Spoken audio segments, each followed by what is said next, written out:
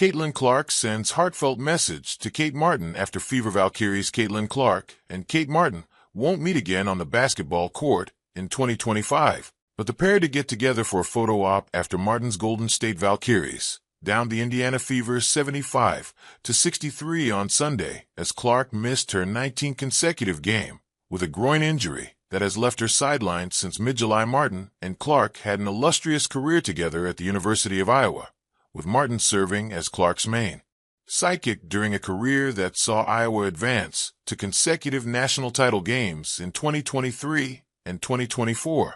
Martin wasn't even a traditional draft night invitee when the Las Vegas Aces selected her in 2024, but she was already in attendance to support Clark's selection as the #1 overall pick. Clark shared one of the photos that she and Martin took after the game to her Instagram story on Monday, sending a brief message to her good friend and former teammate. "In the process, proud of you," Clark captioned the post, tagging Martin. What Sunday's win means.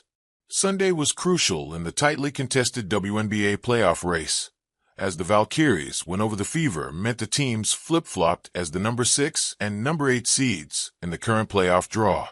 If that were to stick, the Valkyries would avoid a first-round matchup with the #1 seed Minnesota Lynx, while the Fever would be tasked with facing the league's most dominant team right off the bat. In the first round, the Valkyries would face the Atlanta Dream in the first round of the WNBA playoffs if the season ended today, which is a much more manageable matchup than the one against Minnesota would be.